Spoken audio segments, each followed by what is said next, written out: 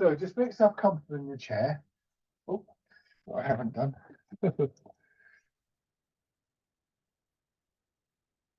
better. Okay.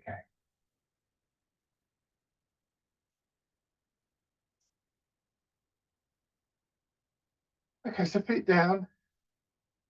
If you can be forwards in your chair for a little while at least, then that's useful because it's always good to reflect on how we're being supported. And if we can recognize that our legs, feet, even in a chair, can play a role in that. We can extend that to our back, supporting the front of our body. And obviously, you know, if you have problems with your back, that may be very limited. Also, this feeling that that area around the skeleton of our body, you know, the bones of our legs, pelvis, spine, and so on, can actually offer support from within. I think that last point is quite an interesting one and an important one in Tai Chi. So if you can take a few moments to kind of get a sense of that, it doesn't mean that you're going to feel it the whole time, because these are quite significant changes physically in our body, even though they don't look like big things. There are adjustments that generally have to be made from our habitual posture. And then rubbing your hands together. Tapping over your face.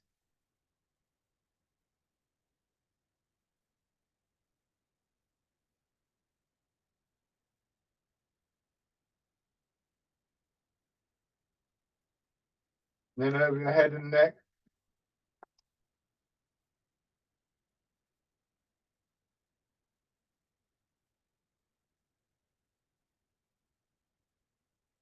Onto one shoulder, your arm,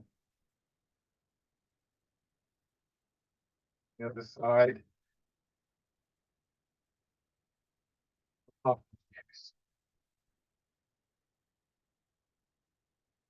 belly,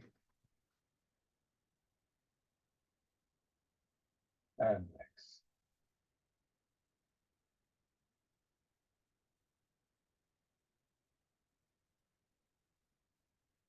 So again, coming back to posture, I think we should think of the word posture as being a verb rather than a noun. It's not a fixed thing. We change as we go through life in any case. And we do things like Tai Chi to actually sort of stimulate a process of change. So we have on the one hand a kind of ideal, we talk about various principles in posture, which I do frequently. And then we have on the other hand where we actually are. And there can often be quite a gap between that. So these are aspirations, things that we're moving towards, trying to improve, and even the things that we think we're moving towards that may sort of evolve over a period of time. Go carefully always. I've been in the situation of being put into good posture by teachers, which have been incredibly uncomfortable. And in at least one case, something that I felt was risking damage to my knee. So it might be something that I would work towards, but it certainly wasn't something I was prepared to maintain at that time. And this is where awareness comes in. Everything in Tai Chi has both a physical and a mental aspect, if you like, to make that divine.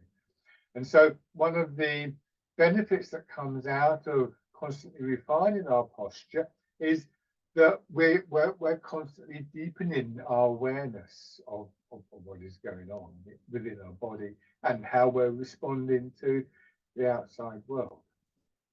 So it comes down to some very, very simple principles. We want our center of gravity to drop. And in order to do that without falling over or falling out of the chair, if I'm leaning out the chair, well, I'll let my center of gravity drop. I'm just going to fall out of the chair. So aligning ourselves with the various forces that are acting on us in one way or another.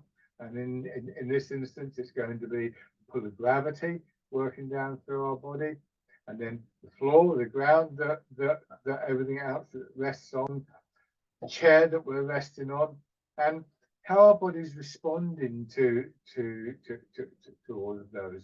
And we want it to be in a way that fosters, that cultivates a quality of harmony within the body, so that movement can take place, a spaciousness again, so that movement can take place, a feeling of stability that comes from the sinking of our center of gravity, a feeling of confidence that actually builds that there is a way that we can support ourselves, that we can move around, that doesn't place us under strain. So rather than looking to challenge gravity, which is the principal force that we want to work with, we look for a way to blend with it, to harmonize it.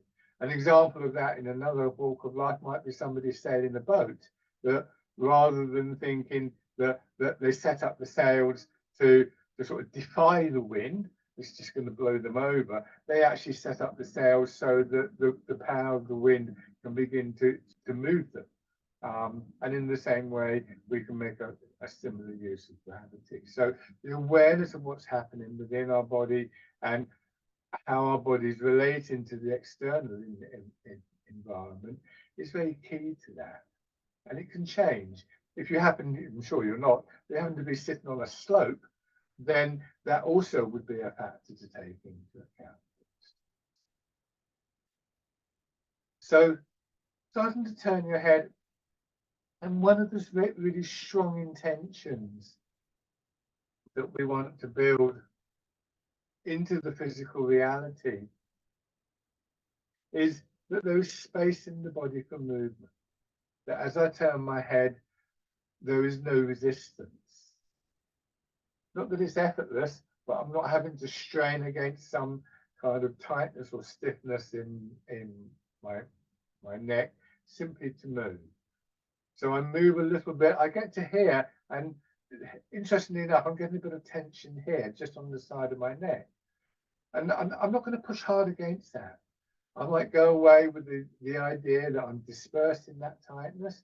I turn here, I can actually turn much further today. There's little things like that we begin to become aware of, and maybe seek to change.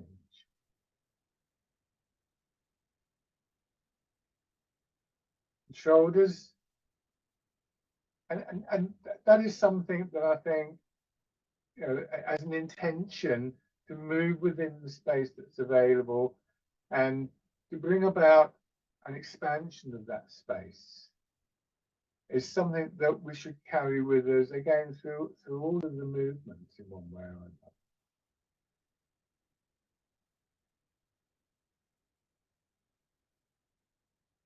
And then forwards. These arts are very strongly associated with many aspects of Chinese culture, and one of the really strong ones, I think, is traditional Chinese medicine.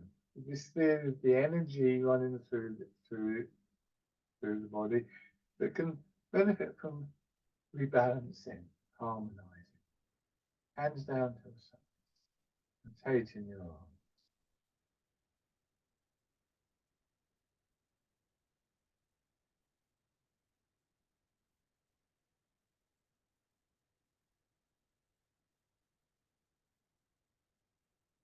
We're gradually developing a picture of this internal landscape of the body.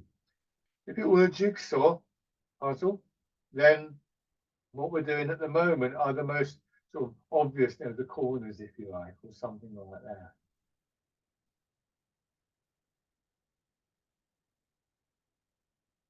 And then winding around.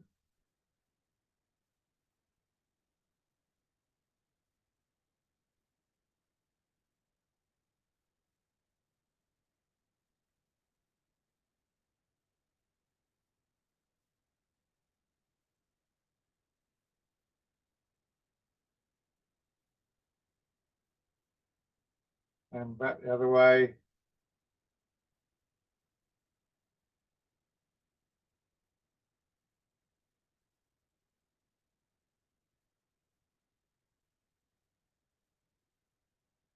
Rest your hand.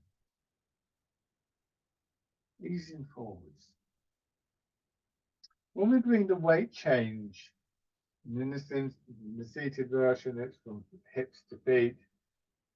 When we bring that into the movement, we're introducing the notion of change. As soon as you have movement, things change. I change from a position where there's only a slight angle in my upper body, I'm more or less upright, from where I'm tilting forwards quite significantly.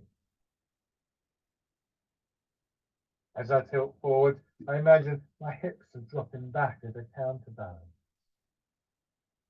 And as a result, I start to feel a certain amount of extension and contraction in my body, was particularly in back and spine.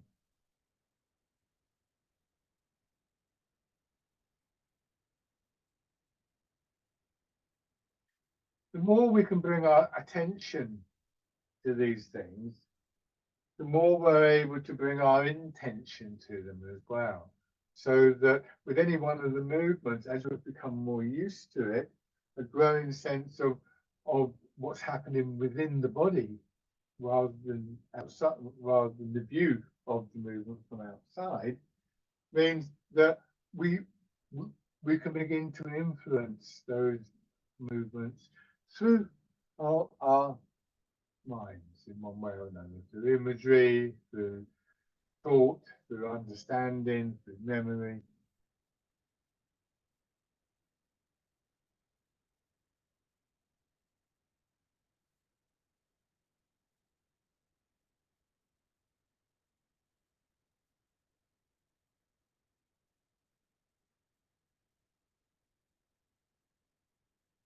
Turning the center of your body a little bit, moving your weight into predominantly into one leg. So this again becomes just a little bit more subtle, because now rather than feet to hips and hips to feet, it's from our hips to one leg in particular, just to where the contrast between the leg that you're moving the weight into, we call the full leg, and the opposite leg. But when we turn in the center the other way, that's reversed.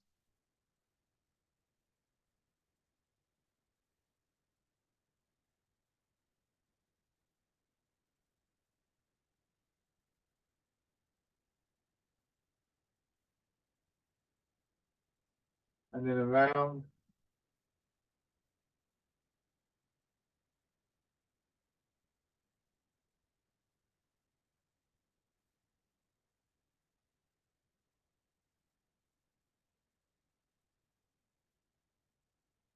And then back the other way. So now that feeling of filling and emptying moves from hip to hip, from foot to foot, and from hip to foot.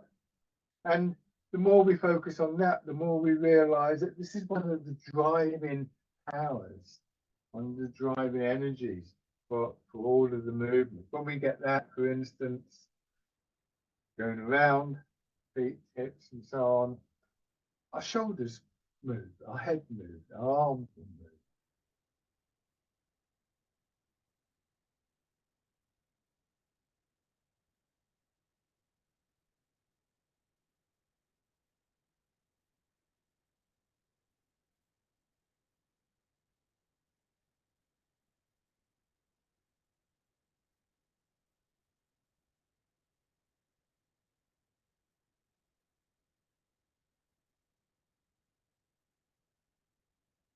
And then stepping out.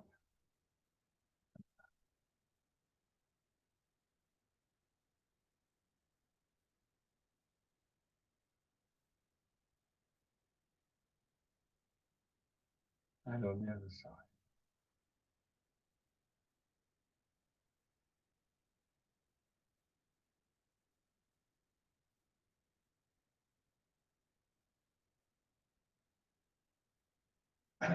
For me, one of the great delights of Tai Chi practice has been the way it draws my attention to the ordinary, and realizing that it's far from ordinary. Later, when we do the step in, how often do we actually just think about this process of walking? presumably when we were young, I can't even remember learning to walk for the first time. We pay attention to it, and I know that if somebody for some reason or another has lost that ability to walk, it is really highlighted. But for the majority of us, we walk to somewhere, we walk to do something, we walk for exercise, but the actual process of walking is really quite amazing. I do find myself quite amazed at just how our bodies manage to function. And so small movements, small changes become very, very absorbing, with again, one of the benefits being that increased sense of awareness of what's going on within the body. And as you get more used to the movements, and that starts to happen, you find that we can extend that awareness to what's going on around us. The everyday becomes quite special, in my experience. Not all the time, but we because we're training ourselves to notice what we might normally have just in previous time, just simply walk past. The can become very special. The hands down to your sides, turn your hand palm forwards, and as you go forwards, once again, not swinging your arms forwards, just letting the movement of your weight move your arms. The movement bird folds its wings. If you haven't already worked it out, when I turn to the side like that, I can generally only use one arm because the other arm gets sort of obstructed by the back of the chair. Another lovely aspect, I think, of Tai Chi is that from this point onwards, all of the movements inspire a kind of integration of all the different parts of our body. Weight is moving, and that engages hips, buttocks, legs, feet. That movement is transmitted through to the upper body, through our back and our spine, and eventually reaching our shoulders. Move the arm through us, and we add in the rotation of the arm. It also engages aspects of chest and upper back.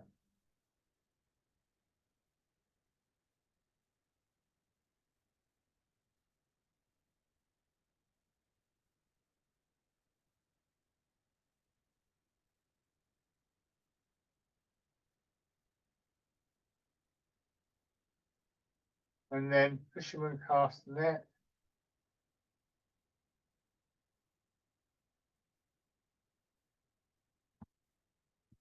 The majority of this movement, your arms trail behind it as you settle into your feet, they swing through, and then as you go back, again, the arms being pulled back, and as you settle into your hips, your arms swing through. One of the very common images that we use in Tai Chi is to imagine that we're moving through water, as though the air around us was somehow thicker than normal. And if that were the case, if we were in water, it'd be quite natural for our arms to lag behind our shoulders. And we would also find that things like the joints of our fingers, if they were stiff and hard, it would be much harder work. So it encourages this process of releasing, of softening in joints. And so it's a useful image. It can also help us to build on that strength that I was talking about. That we begin to find in and around our skeleton. Because these are not just floating random movements, they're definitely patterned movements.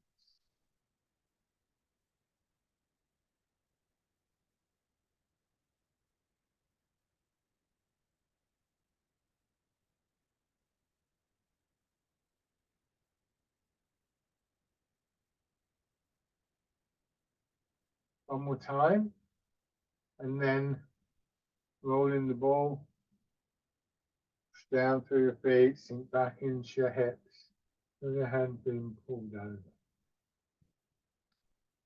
So at first sight, this may look as though I'm lifting my arms, but actually from here, as I come back, notice the angle between my arm and my side doesn't change, and then my elbow drops.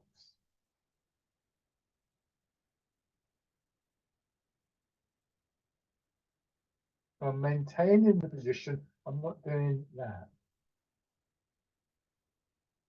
But if you practice this, what you may become aware of is a feeling of expansion from your feet up through your belly, into your chest, like a wave coming up underneath your arms, a sense of the movement, the energy building, pushing your arms a little bit higher.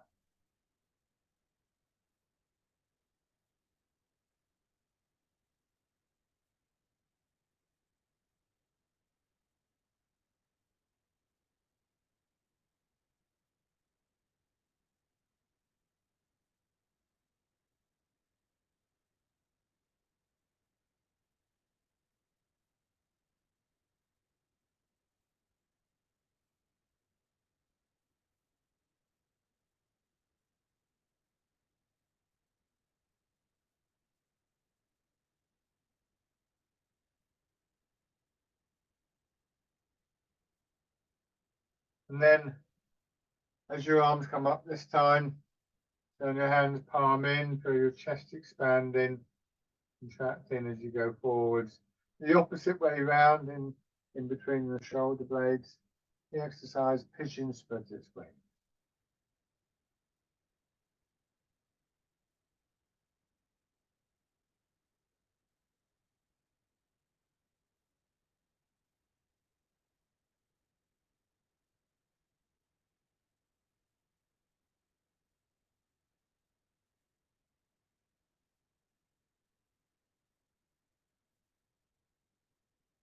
Yeah, this time, leaving your hands in this position here in front of your hips, elbows still going out a little bit, turn your hands, press forwards, pushing wave. So the wave comes from your hips, you sink into your hips, it rises through your back and literally pushes your body and your arm forwards. And because your arms have got the shape of the elbow, in the elbow there, if I would just push on my elbow, my arm would swing up. So once again, I'm not trying to lift here.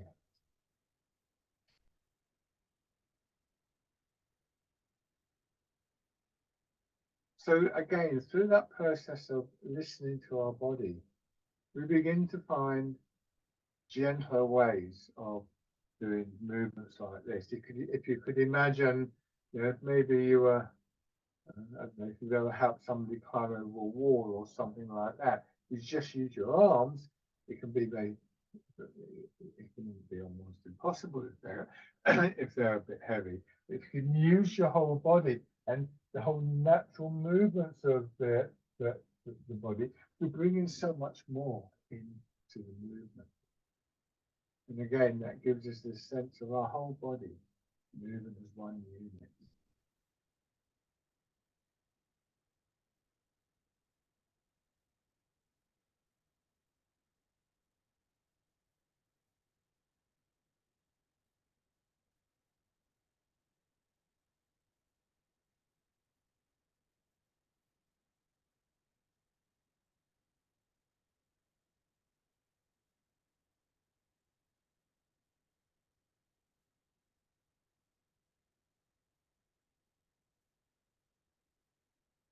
All right. Start it as you come back, roll your hands into a hollow fist, not tight, and push forward. Now, your elbows don't go out, but neither do they go back. Think of your arms as being like a string being coiled up. And then as you go forwards, that spring is released. This time, your elbow does get straighter. It doesn't completely straighten out, but it certainly gets straight.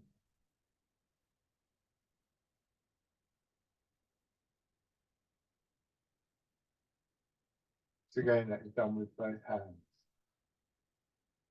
And because it involves a rotation in our shoulder, once again, just aware of changes in chest and upper back. Similar to the ones that we felt, when we were doing this, but much more subtly.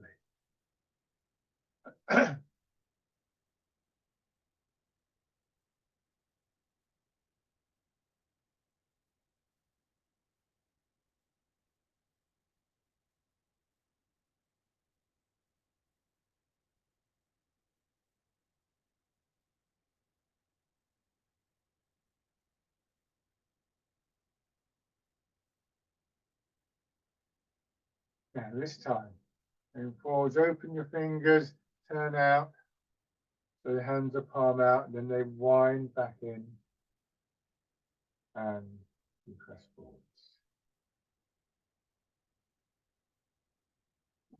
People joined in with this session one way or another. Again, these would be very familiar movements to you. And it's very easy to find ourselves doing this and thinking about something quite different. We're not really there. And remember what I was saying about how the ordinary and the commonplace can become very special. It was valuable to bring your attention back in.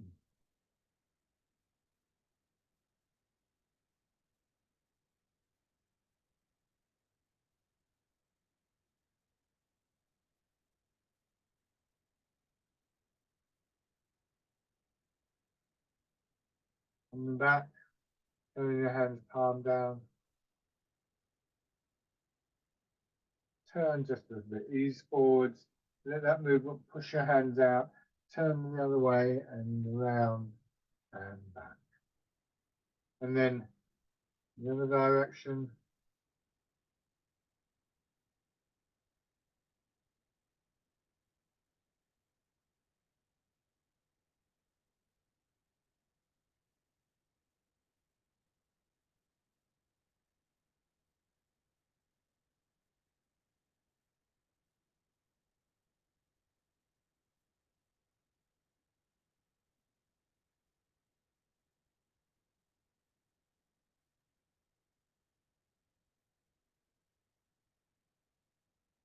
Polishing the table. One more time.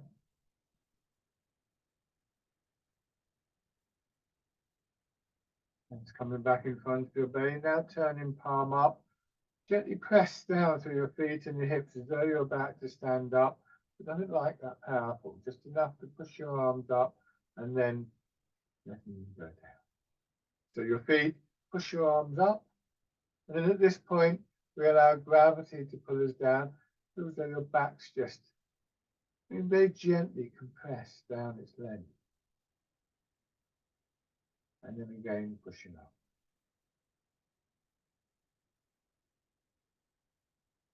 It's sometimes said in these arts that there are 3 sets of springs in our body. The primary set is feet and legs.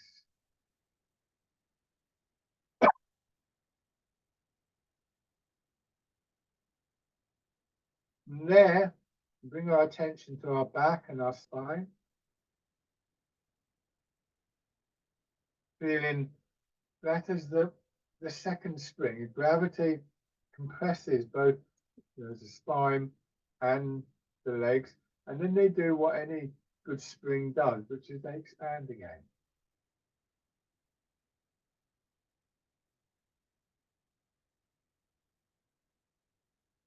The third spring, and it's third in importance as well, is our arms. This is perhaps not the best exercise to really get the feel for that. Wait until we get a bit further on.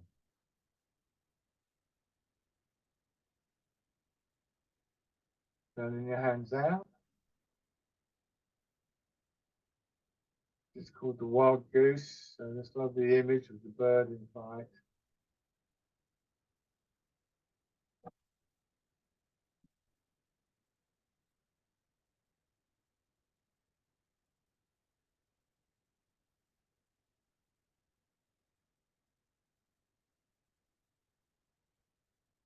The image of moving through water isn't a useful one to you, then this exercise, maybe just imagining that there's a feather being held in your hands and you're waving the feather up and down.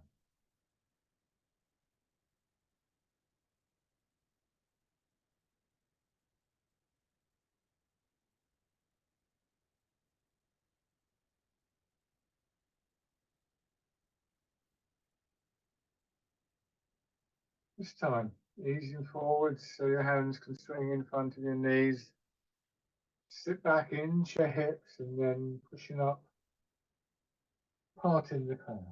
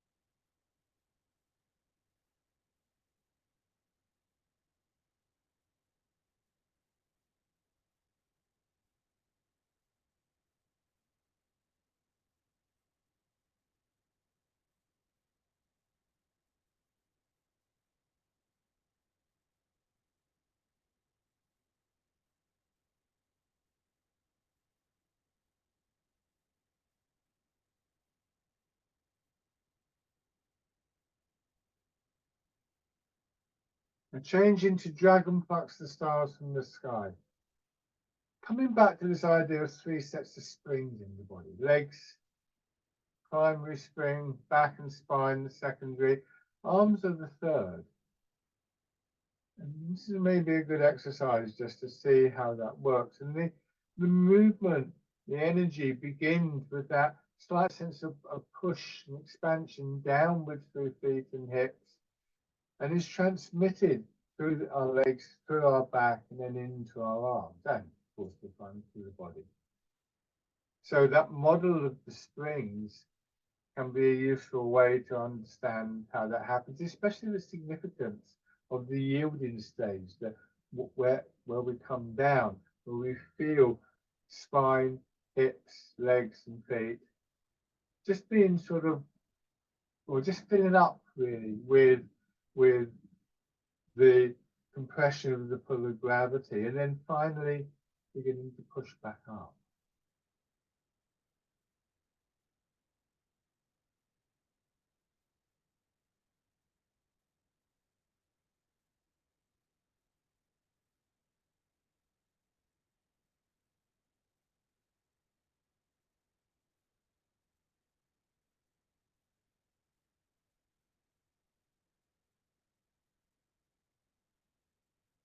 One more on each side.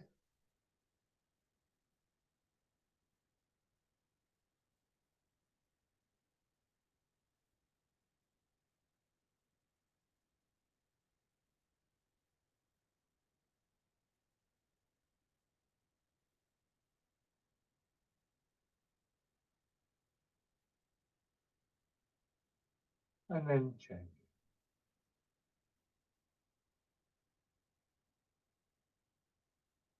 Again, we might relate to the idea of the springs, but just be aware that no one model, no one image, idea can ever tell the complete story about any of the movements. So we make use of these images, these ideas, up to the point where they don't work for us anymore. And then we might want to reconsider the idea, or I don't know, refine it a little bit, or it might just be that we've reached the limit that particular image can offer.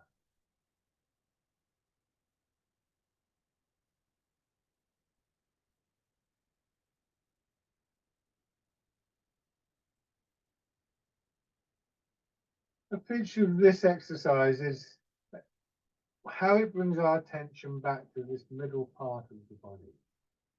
We're literally drawing into our center.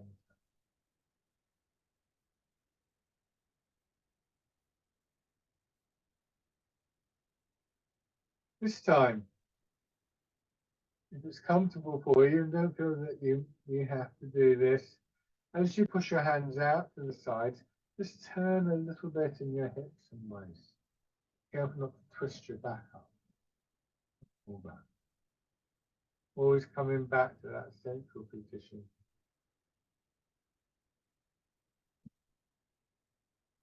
Rest in there for a moment before you push out again.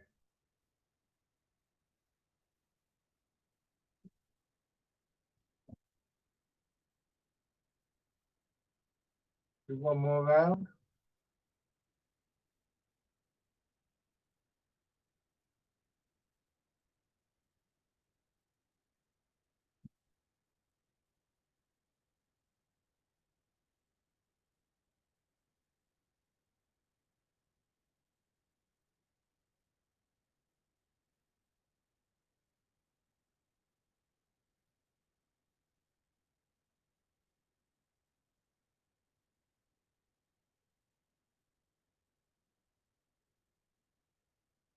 And then scooping the sea and looking at the sky. One is extended. This is perhaps a good example of where an image has to be let go of.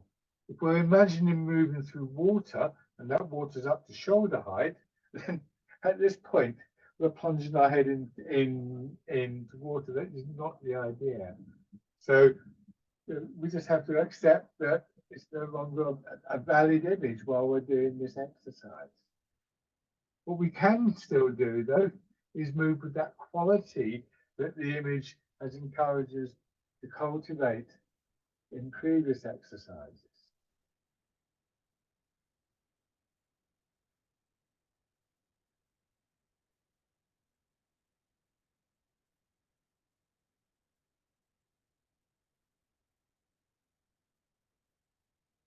And then grasping the tiger's ears.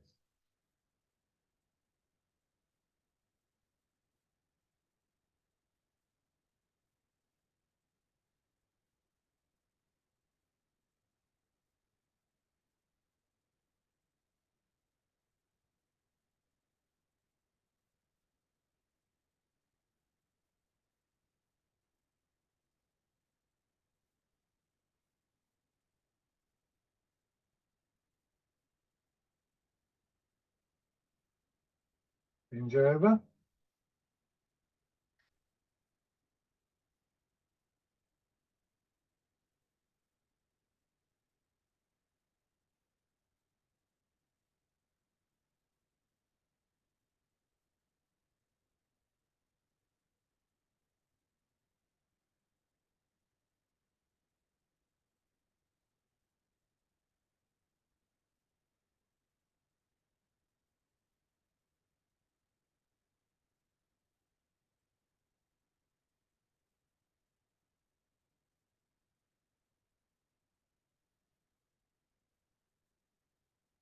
And grasping the tiger's ears.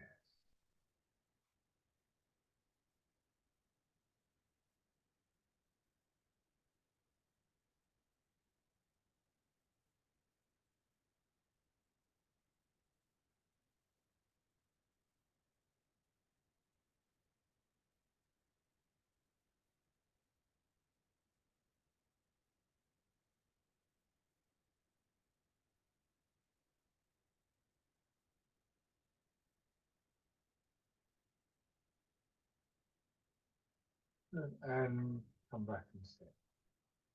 So all of these movements have been done in a particular environment, which is a seated one. When we come to standing, we'll be repeating some of those movements.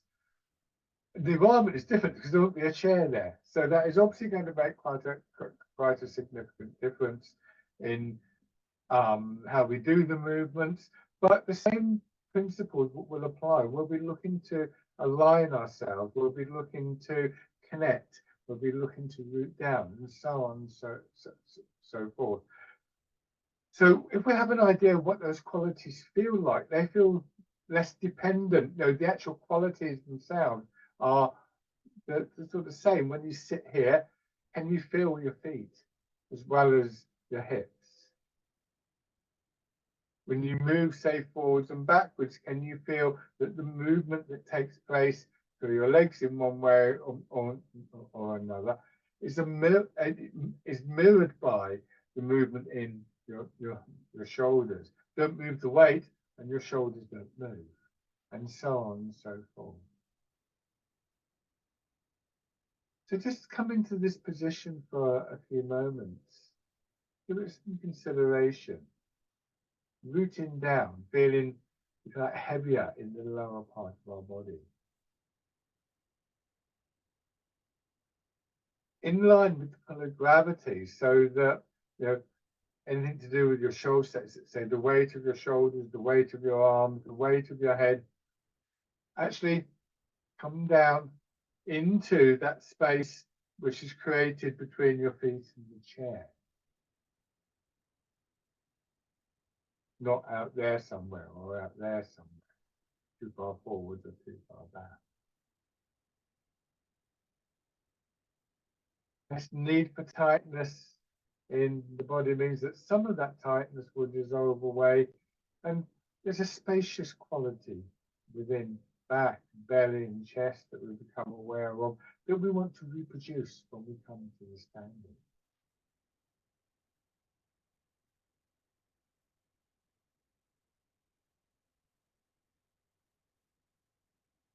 And then once again, just rubbing the hands together in preparation to go to the standing posture and tapping the face once again over your head and neck, down to one shoulder and your arms, and on the other side, part of your chest, and down lightly on your belly and your legs.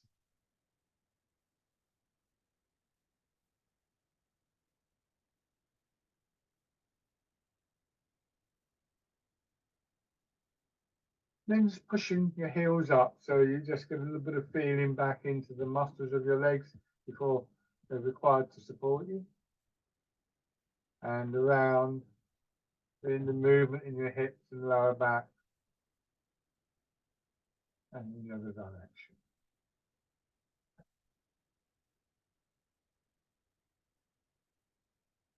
Lovely. Okay. Now, come to standing if you wish. So we're looking to be in line with the pull of gravity when we're standing, and to maintain that alignment when we're moving. So well, I'll just have a drink.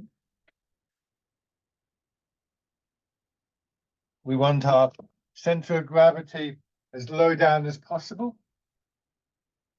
If I give you a box and it's heavy, and I say hold it above your head and then relax your shoulders, it'd be very difficult to do. And not only that, but the weight of the box would cause you to sway around. Hold the box down here and it will feel much more comfortable. And we want to reproduce qualities of spaciousness, of openness, of inner strength within the body. So as you stand here, give your feet and your legs a chance to support you by not leaning too far forwards or back, or whoops, didn't intend that, but it's a good example of what can happen. Try and bring your weight a little bit forwards in your feet, and then just get this sense of just sitting back. This time you're sitting not into a chair, but into your own legs.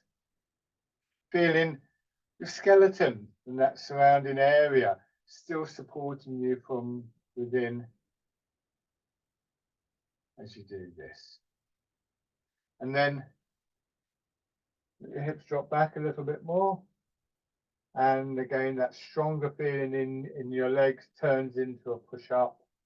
And then the strength of that push up fades away and gravity pulls us down again. Once again, moving with these two forces acting on the body. Bringing your hands around, lifting and pressing down. The exercise rooting down. Here, change to the wild goose.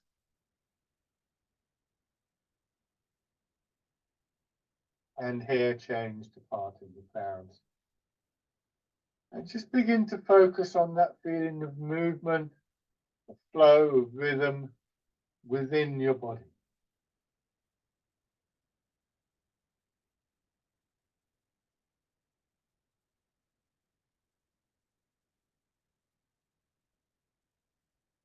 Maybe with that image again of moving through water, so the air was thicker around.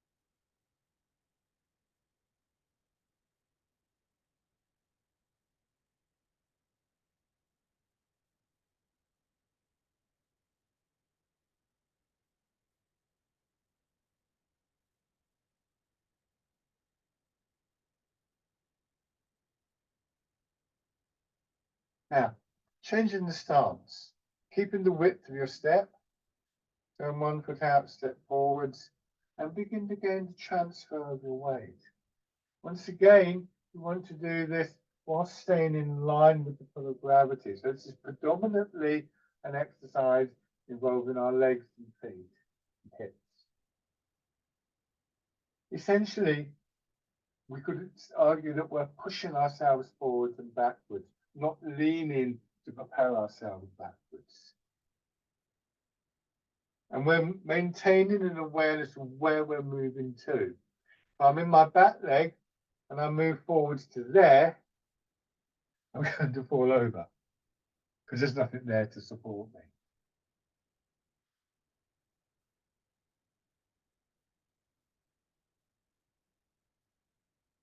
As you go into your back foot this time, let your hips settle, raise your toes, so more of your weight goes into your back foot.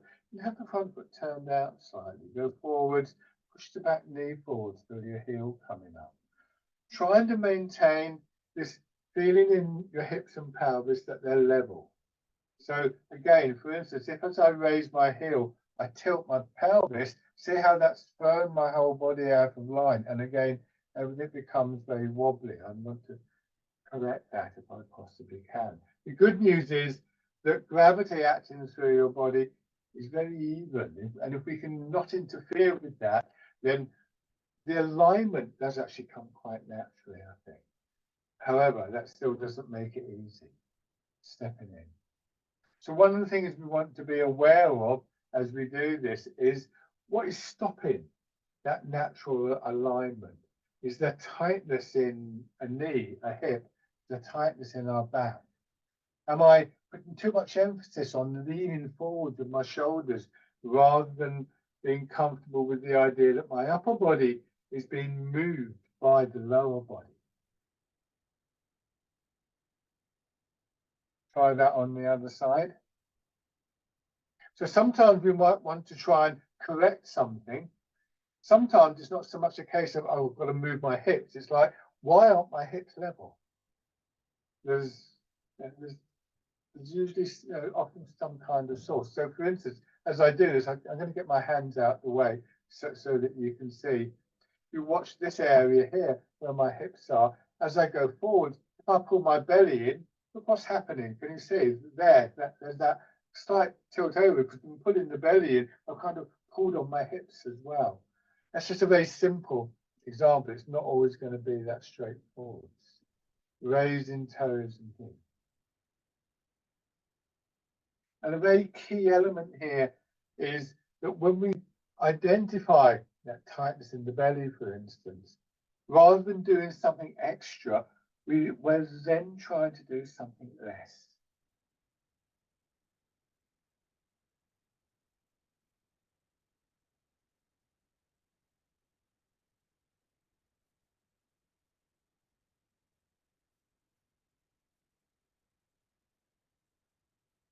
And then stepping in.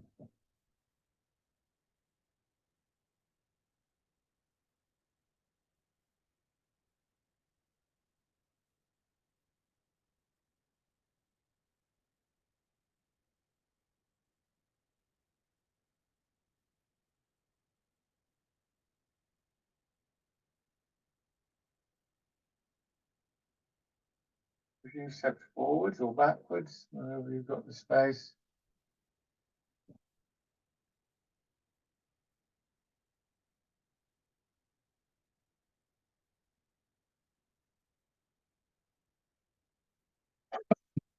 Change direction if you haven't done so already.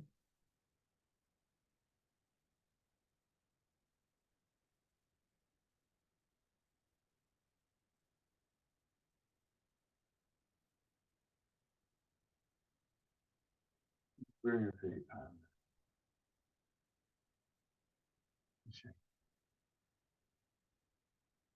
Have your right foot forward, mirror my movements. Going forwards, do a few rounds of the standing version of fisherman cast the net. Remember, I said about the arms follow, and they follow until you settle into your front leg. They follow until you settle into your rear leg.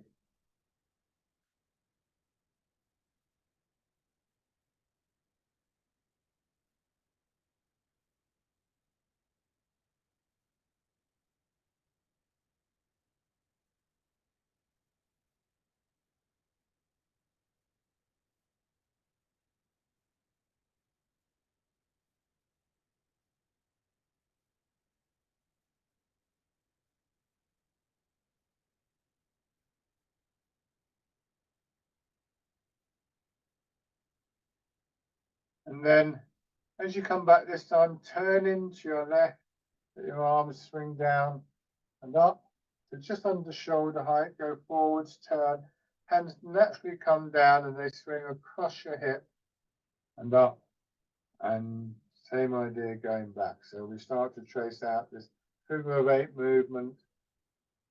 Again, just be aware of what's happening in your sides and your back and the front of your upper body, feeling the patterns of expansion, contraction,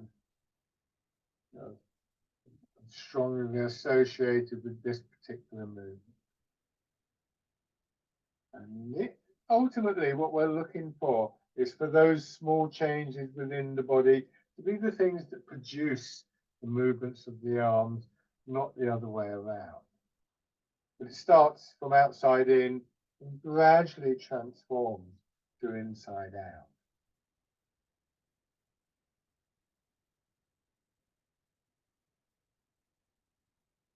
Okay, then the other side. This transformation from out to in to out is one of the really important progressions in Tai Chi. And it means that we're more likely to maintain these principles of posture that I've been talking about, that sense of internal space, more likely to be able to engage our awareness and our intention with the movements to break down this barrier that we often have between what we think of as body and what we think of as mind. And you can actually start to really work creatively with the movement, the energy in the movements. If the movements within are moving the arms, we're far less likely to overextend our arms, for instance. And then it really is, it's quite strong, but it's also quite a gentle way of producing that strength.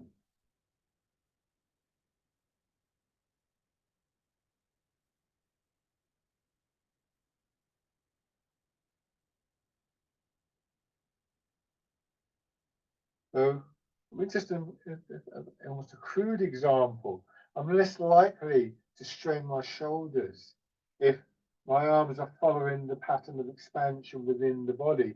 And if I say, go to head, oh, I'm going to get my arms out here, ouch, kind of thing. And the strength comes from within. I'm going to turn my front foot out, then again, combining this with the stepping. I'm less likely to throw my posture out, so my stability is improved with that internalization of the movement. And you may find that you're able to just raise your knee.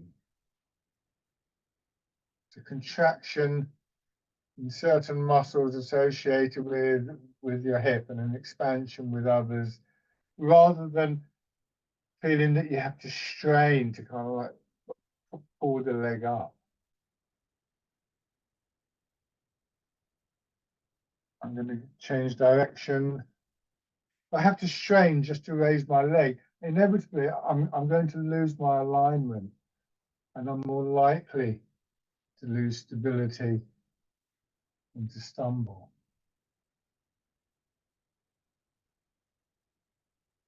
I can combine any number of small changes within the body. None of those changes need to produce a sense of strain. And bring your feet parallel. Go back to your chairs. So we begin to bring an influence to bear on small changes in the body that to me are a bit like the bricks in a wall. They're the components that combine into bigger movements. We don't have to put the same kind of strain. If I want to do this, then it might be arms quite heavy. But if I can think about any number of very small changes, then my arm is more likely to come up very gently, but also with the strength behind it of those individual parts of the movement. Mind is an important element in that. Intention is an important element. So to finish, just a reminder that there'll be no class this Thursday, the 2nd of May. So we'll be back here next Tuesday on the whatever it is. I think it's the 7th of May, isn't it? No? So enjoy your bank holiday weekend as it arrives. Hopefully the weather will be quite nice. And final exercise: embrace tiger, return to mountain. Pushing your arms out, feeling expansion through sides and belly. Bring your arms round and in, and then down, feeling mind and body just settle in for a moment. And then just aware of the expansion rising from your feet and your hips, starting the cycle all over again.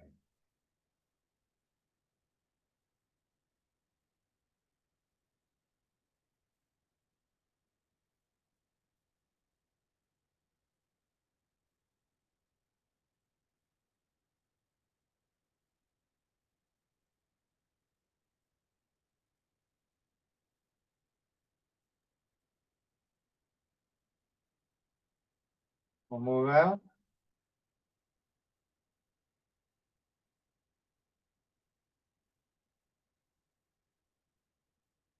And